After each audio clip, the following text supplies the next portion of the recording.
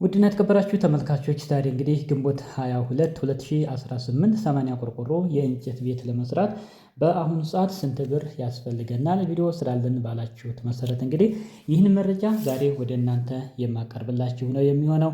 እስከ ቪዲዮ ፍጻሜ አብራችሁ ይቆዩ። የማቴሪያሎችስ ዋጋ ምን ይመስላል፣ በአሁኑ ሰዓት የቆርቆሮ እንዲሁም የእንጨት ዘርስ ስንት ብር እየተሸጠ ነው፣ ጠቅላላ አድርገን 80 ቆርቆሮ የሆነን ቤት እንግዲህ ሙሉ ፊኒሺንጉንስ ለመጨረስ ምን ያህል ያስፈልገዋል፣ እንዲሁም የእንጨት ቤት ከመስራትና ብሎኬት ቤት ከመስራት የትኛው የተሻለ ነው፣ የዋጋውስ ልዩነት በአሁኑ ሰዓት ምን ያክል ነው፣ እያንዳንዱ በግልጽ የምናይ ይሆናል። አብራችሁ ይቆዩ። አሰላሙ አለይኩም ወራህመቱላሂ ወበረካቱሁ። ሰላም እንዴት ናችሁ? ውድ የቻናል ቤተሰቦች ሁሉ ሰላም ሁሉ መልካም ከኔ ጋር አልሐምዱሊላህ ሁሉ ሰላም ነው። እናንተም በያላችሁበት ሰላማችሁ ይብዛልኝ። ውድ ተመልካቾች እንግዲህ ለዛሬ ያስኩላችሁ መረጃ የእንጨት ቤትን በተመለከተ ይሆናል። ውድ ተመልካቾች ወደዛ ከመግባታችን በፊት ለዚህ ቻናል አዲስ ከሆናችሁ ሰብስክራይብ በማድረግ የደወል ምልክቷን በመጫን ቤተሰብ ሁኑ። የዘወትር ተከታታዮቼ እንደተለመደው ላይክ፣ ሼር ማድረጋችሁን አትርሱ። ሀሳብ አስተያየታችሁን ደግሞ ኮሜንት ላይ ማስቀመጥ ትችላላችሁ። ለዛሬ የምናየው እንግዲህ 80 ቆርቆሮ የእንጨት ቤት ለመስራት ስንት ብር ያስፈልገናል። እንግዲህ ከአሁን በፊት በተደጋጋሚ ብዙ መረጃዎችን ሰጥቻችኋለሁ። አሁን ላይ ደግሞ የዋጋ ለውጥ ስላለ ማቴሪያሎች ስለጨመሩ በዚህ ሰዓት መስራት ብናስብ ስንት ብር ያስፈልገናል፣ ከቦታ ውጭ ያለውን ሂሳብ እንግዲህ የምናይ ነው የሚሆነው። እንዲሁም በብሎኬትስ ከመስራት ያለው የሂሳብ ልዩነትስ ምን ያክል ነው፣ እሱንም መጨረሻ ላይ የምናይ ነው የሚሆነው። ቤቱን እንግዲህ ከጣራው ከማቆም ጀምረን እስከ መስተዋት ኮርኒስ ቀለም እስከ ሙሉ ፊኒሽንጉን ነው እንግዲህ ዛሬ የምናይ የሚሆነው እዚህ ቪዲዮ ላይ ማለት ነው። ለማንኛውም እንግዲህ ቤቱን ለመስራት ከሚያስፈልጉን ማቴሪያሎች የመጀመሪያው ጠርብ ነው የሚያስፈልገን። ይህን ቤት ለመስራት ጠርብ እንግዲህ 600 ጠርብ የሚያስፈልገን ይሆናል።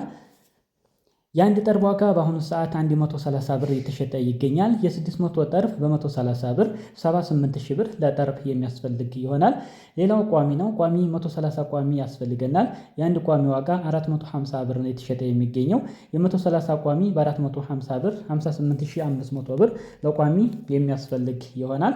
ሌላው ቆርቆሮ ማገር ነው። ለቆርቆሮ ማገር 30 ያስፈልገናል።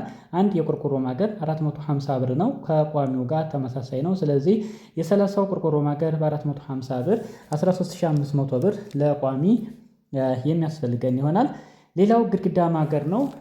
ለግድግዳ ማገር 250 ግድግዳ ማገር ያስፈልገናል። የአንድ ዋጋ 250 ብር ነው። ስለዚህ የ250 በ250 ብር 62500 ብር ለግድግዳ ማገር የሚያስፈልግ ይሆናል። ሌላው ሰረገላ ወይም ተሸካሚ 20 ያስፈልገናል። የአንድ ዋጋ 1000 ብር ነው የተሸጠ የሚገኘው። ስለዚህ የ20ው በ1000 ብር 20 ሺህ ብር ለተሸካሚ ወይም ሰረገላ የሚያስፈልግ ይሆናል ማለት ነው። ውድ ተመልካቾች የእንጨት ዘር እንግዲህ አሁን የጠቀስኩላችሁን ይመስላል። ለመወጠሪያ የሚሆን እንግዲህ ከግድግዳ ማገሩ ስለሚወጣ ከዛ ላይ ስለተጠቃለለ ነው ማለት ነው። በቀጣይ የምናየው ቆርቆሮ ነው። ቆርቆሮ እንግዲህ 80 ቆርቆሮ ያስፈልገዋል። መግቢያ ላይ እንደነገርኳችሁ ሸዋርን ጨምሮ 5 ክፍል ቤት መሆን ይችላል፣ በምታዩት መልኩ በክብ ከተሰራ ማለት ነው። ስለዚህ ቆርቆሮ አሁናዊ ዋጋው 1250 ብር ነው። የ80 ቆርቆሮ በ1250 100 ሺህ ብር ለቆርቆሮ የሚያስፈልግ ይሆናል። ውድ ተመልካቾች ሌላው ከፈፍ ነው። ከፈፍ 12 ከፈፍ ያስፈልገዋል። የአንድ ከፈፍ ዋጋ 2900 ብር ነው። የ12ቱ ከፈፍ በ2900 ብር 34800 ብር ለከፈፍ ያስፈልገናል። ሌላው የሚስማር ነው። የግድግዳ ሚስማር ቆርቆሮ ሚስማርን ጨምሮ 14 ባኮ ሚስማር የሚያስፈልገን ይሆናል። የ14 ባኮ በ1550 ብር 21700 ብር ለሚስማር የሚያስፈልግ ይሆናል።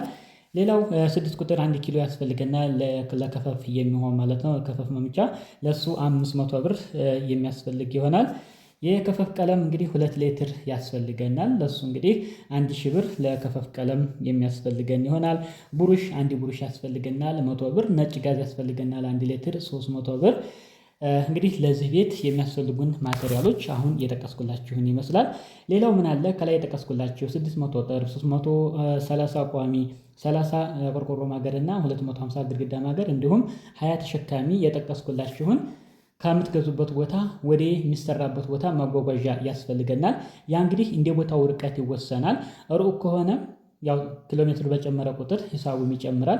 በአማካይ ደግሞ የተቀራረበ ከሆነ ደግሞ ቢያንስ እስከ 15000 ብር ለመኪና ኪራይና እንዲሁም ለሰራተኛ ጭምር የሚያስፈልገኝ ይሆናል። ምክንያቱም ቦታው ላይ ከሄደ በኋላ መኪናው ይዘረግፈዋል። ሲጫን ግን ግዴታ በሰራተኛ ስለሚጫን ማለት ነው። ስለዚህ ለሱ 15,000 ብር የሚያስፈልግ ይሆናል ማለት ነው። ነገር ግን ራቅ ካለ ደግሞ ልክ እንደዚሁ የሚጨምር ነው የሚሆነው። ሌላው የተቃጠለ ዘይት ያስፈልገናል። ቤቱ ከቆሙ በኋላ ቢያንስ ዘይት ቢረጭ ለምስጥ ምናምን አሪፍ ነው። ለሱ ደግሞ እስከ 30 ሊትር ብትገዙ በ50 ብር 1500 ብር ለተቃጠለ ዘይት የሚያስፈልገን ይሆናል። አሁን ውድ ተመልካቾች ቤቱ ቆሟል ማለት ነው። ከዚህ በኋላ ወዲያውኑ ቤቱ ከቆመ በኋላ ምን መሆን አለበት? ውስጡ ኮረት መሞላት ይኖርበታል ማለት ነው። ለዚህ አንድ ሲኖ ኮረት የሚያስፈልገን ይሆናል። እንዲሁም በአህያ የምታስሞሉም ከሆነ እንደዚሁ። ነገር ግን እኔ ከፍተኛ ወጪ የምታወጡበትን ነው የምነግራችሁ ማለት ነው። ስለዚህ አንድ ሲኖ እስከ 16,000 ብር ለድንጋይ ወይም ለኮረት የሚያስፈልገን ይሆናል። ሌላው ከተዘረገፈ በኋላ ደግሞ በሰራተኛ ወደ ውስጥ መግባት ስላለበት ዙሪያው ከውጭም ከውስጥም በኩል ለሱ እስከ 4,000 ብር የሰራተኛ የሚያስፈልጋችሁ ይሆናል ማለት ነው። ከዚህ በመቀጠል ቤቱን እንግዲህ ከጎዶ ቁፋሮ እስከ ጣራ ቆርቆሮ እስከ ማልበስ ድረስ ሙሉውን ለመስራት የባለሙያ እስከ 65,000 ብር የሚያስፈልገን ይሆናል ማለት ነው ለባለሙያ።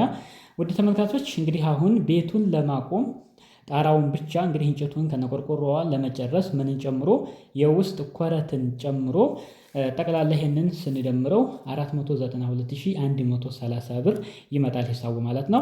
ስለዚህ እስከ 500,000 ብር ባለው ከ490 እስከ 500,000 ብር ባለው ቤቱን ለማቆም ብቻ በአሁኑ ሰዓት ይህን ሂሳብ የሚያስፈልገን ይሆናል ማለት ነው።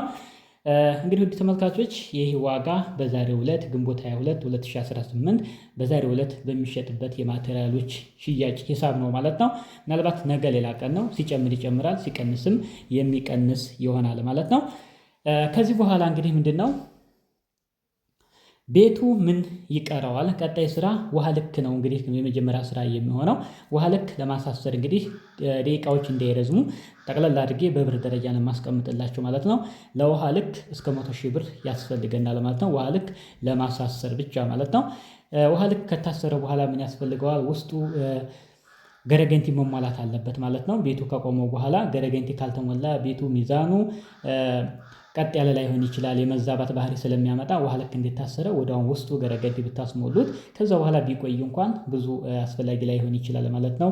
ስጋት አይኖረውም። ስለዚህ ለገረገንቲ ጠቅላላ እስከ 30,000 ብር ለገረገንቲ የሚያስፈልገን ይሆናል ማለት ነው።